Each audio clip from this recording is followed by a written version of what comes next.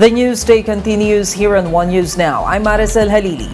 The UN Human Rights Committee is calling for the amendment of the Anti-Terrorism Act. The panel said that the Philippines should review the law to ensure that it complies with the country's international commitments. The panel recommended to amend Section 25, which provides the grounds to designate people as terrorists. The committee also wants changes to Section 29, which allows warrantless detention. Last year, the Supreme Court decided to keep most of the provisions of the anti-terror law intact, except for parts of Section 4 and a method of designation provided for under Section 25. One teacher died while 25 others were injured on Saturday after a bus lost its brakes and fell into a ravine in Bataan.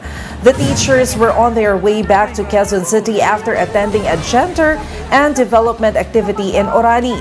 According to the PNP, the bus hit a santol tree which prevented it from going further down to ravine. Yes po, ang sinasabi ng driver naging cause na nawalan po ng preno. Kung malamang na hindi po bumangga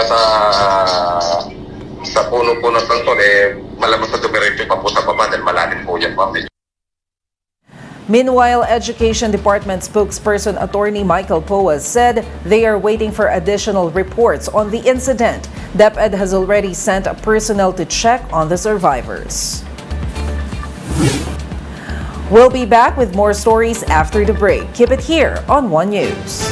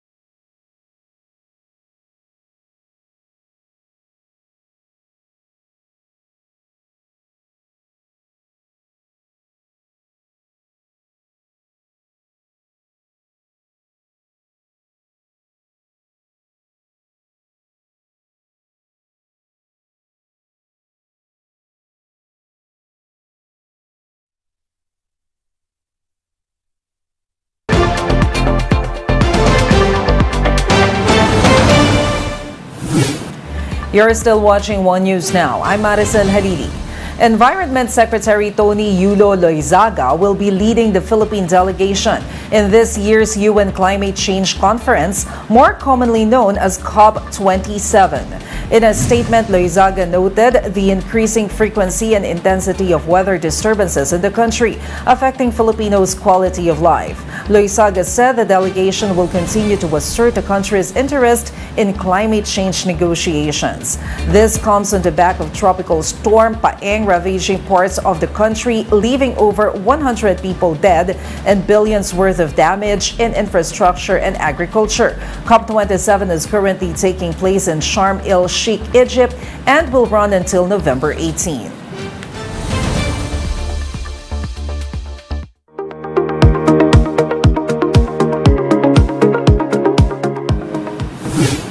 Today is the first day of the 27th United Nations Climate Change Conference. This Bloomberg report tells us what issues will likely be discussed. Let's watch this. What you need to know about COP27. Since 1995, the United Nations has organized an annual conference for nearly 200 countries to talk about the climate crisis. Delegates and ministers from these countries have butted heads to find ways to cut emissions and adapt to a warming planet. So what is it that delegates will talk about at the beach resort town of Sharm el-Sheikh in Egypt this November? Get ready for some jargon. First, loss and damage. Under the Paris Agreement signed in 2015, rich countries promised to pay for losses and damages caused in poor countries by climate change. However, until now, countries have not discussed who will pay, how much they will pay, and how that money would be transferred. With a third of Pakistan underwater only a few months ago, the debate around loss and damage is expected to be a hot one at COP27. Second, what does Africa need? This will only be the fifth time a COP meeting has happened in Africa. As the continent that has contributed the least to climate change, but is suffering its worst impacts, there will be a much needed focus on Africa's needs. Those needs will be met through financial grants, technology partnerships, and bilateral deals. Expect lots of announcements that will be called Memorandum of Understanding. Third is private capital moving as expected. Even though COP meetings have been traditionally about government officials meeting their counterparts, private companies have been playing a bigger and bigger role. That's because moving the world to reach net zero emissions within decades will require as much as $4 trillion of investments every year. The vast majority of that money will come from private players. At COP26 in Glasgow last year, the world's biggest financial institutions with more than $150 trillion of assets under management committed to moving their capital toward the goal of reaching net zero emissions by 2050. At COP27, there will be a big focus on finding out how they are progressing. For all of Bloomberg's coverage of COP27, please visit bloomberg.com/green. And those are the top stories of the hour. Join us later at 12 noon as we continue to monitor today's biggest stories. You can also catch One News on the Signal Play app. Register for a free account now at www.signalplay.com and stream One News live anytime, anywhere. I'm Maricel Halili. We are One News.